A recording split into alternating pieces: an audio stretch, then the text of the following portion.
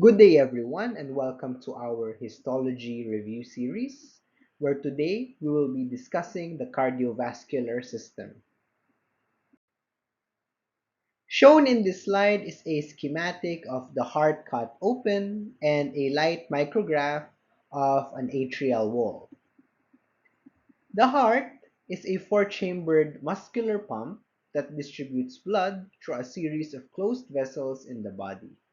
It has two atria and two ventricles, which contain three basic tunics in their walls. The innermost is called the endocardium, labeled here as number 6. This is the endocardium. The middlemost, myocardium, and the outermost, epicardium. The endocardium, again labeled here as number 6, consists of a lining endothelium and an underlying layer of connective tissue. The myocardium, here in the center, forms the bulk of the heart wall, and it is composed of cardiac muscle. The myocardium is much thicker in the ventricles than in the atria, which reflects differences in the workload of the heart chambers. Finally, the epicardium, labeled here as number 4, consists of loose fatty connective tissue covered externally by a mesothelium. This is a schematic of the posterior aspect of the heart and a light micrograph of the epicardial region of the ventricle.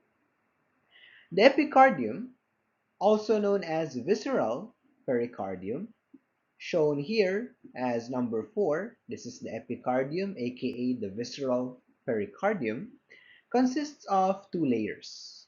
There is a deep layer of loose, fatty connective tissue which functions as a shock absorber to support the branches of the coronary arteries, veins, lymphatics, and nerves. And on the surface, there is a covering epithelium consisting of simple squamous to cuboidal mesothelial cells resting on a basal lamina, which serves to protect and lubricate the heart surface. These cells resemble mesothelial cells that line the pleural and peritoneal cavities. The heart is suspended in a fibroelastic, fluid-filled pericardial sac made of a parietal pericardium that reflects onto the heart surface as the visceral pericardium. Shown here in this schematic is the right atrium labeled as number 1. Number 2 here is the aorta, and 3 is the left ventricle. In this light micrograph, we have here the thickness here as number 4. Again, the epicardium, also known as the visceral pericardium. 5 here are coronary blood vessels. The circular and thicker walled structure here is an arteriole, and adjacent to it, the thinner walled and irregularly walled structure is a venule. 6 here is a nerve fiber, and 7 is the cardiac muscle in this myocardial region. The myocardium, as we recall, is the region below the epicardium. This is a light micrograph of part of the aortic wall. Elastic arteries, such as the aorta, conduct blood from the heart to the muscular arteries.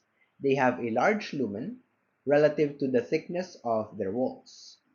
The tunica media, shown here as number 4, constitutes the wall of these vessels and is the most prominent of the three layers.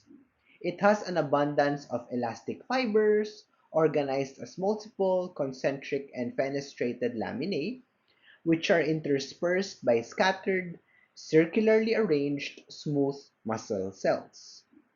The tunica intima, here labeled as number 3, of the elastic artery is relatively thick and make up as much as 20% of the thickness of its wall. The luminal surface over here is lined internally by an endothelium made of flattened cells resting on a basal lamina. A deeper subendothelial layer of connective tissue consisting mostly of a mixture of collagen and elastic fibers in ground substance is called the tunica adventitia, here labeled as number 5. This is a schematic of the sternocostal surface of the heart and a light micrograph of the wall of a coronary artery. The special stain used here is a Van Gieson stain. Coronary arteries supply oxygenated blood to the heart in the myocardium. From their epicardial location, coronary arteries give rise to arterioles, which supply blood to an extensive network of capillaries in the myocardium. Compared to other muscular arteries, however, coronary arteries have an extremely thick tunica adventitia, labeled here as number 4. They have a relatively thicker tunica adventitia, which is rich in collagen. The collagen fibers are labeled here as black because of the Van Gieson stain. They also contain adipose tissue, here labeled as number 5, and elastic fibers. Smooth muscle cells in the tunica media are richly innervated by sympathetic nerves. Shown here in this schematic as number 1 is the circumflex branch of the left coronary artery. Number 2 here is the right coronary artery.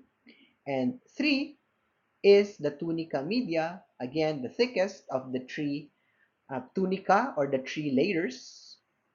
Number 4 is the tunica adventitia, which for the case of coronary arteries contains an abundance of adipocytes or fat cells, here labeled as number 5, and an abundance of collagen fibers, here labeled as number 6.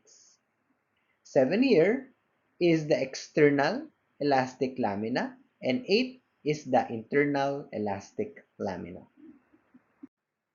Shown here is a light micrograph of an arteriole and an electromicrograph of the wall of an arteriole.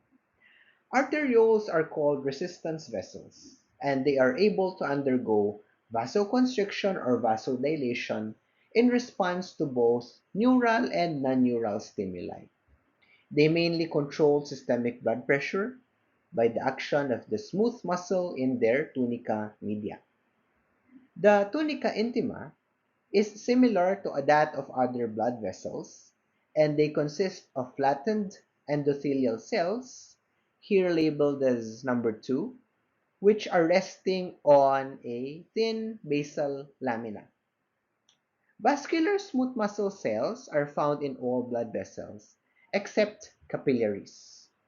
Vascular smooth muscle cells perform two basic functions in vessel walls. When they contract, they regulate the caliber of the lumen, causing vasoconstriction. Smooth muscle cells also produce the elastic tissue in arterial walls as well as other connective tissue components of the extracellular matrix. Shown here first in the light micrograph as number 1 is the tunica adventitia. Of course, comprising the thickest and the middle layer is the tunica media, and internally is the tunica intima. Number 2 here is the endothelium in the tunica intima of the arteriolar wall. And 3, better seen here in an electromicrograph, are the contractile filaments in the smooth muscle cell. 4 are intercellular tight junctions, and 5 are collagen fibers. 6 are the dense bodies.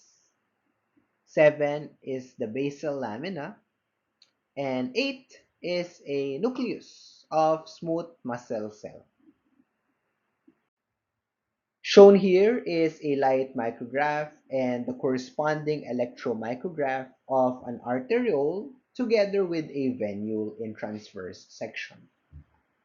Arterioles labeled here as number 1 and venules here labeled as number 2 travel close together. Thus, we usually obtain views of them together in the same section. Both arterioles and venules are lined by a continuous endothelium, an endothelium here shown as number 3 in the electromicrograph. Although the endothelium of venules is generally looser than that of arterioles. We can also see here that the wall of a venule is also thinner, and due to intraluminal pressure differences, venules often appear collapsed and with an irregular contour. Arterioles, on the other hand, they usually appear as circular due to the relatively high elastin content in their walls. Smooth muscle is the distinguishing feature of arterioles, consisting of 1 to 2 layers of closely packed and helically arranged smooth muscle cells. Shown here is a schematic of a venous valve and the light micrograph of the same valve in a small vein. Valves, labeled here as number 4, are a characteristic feature of small and medium-sized veins, especially those in the lower extremity.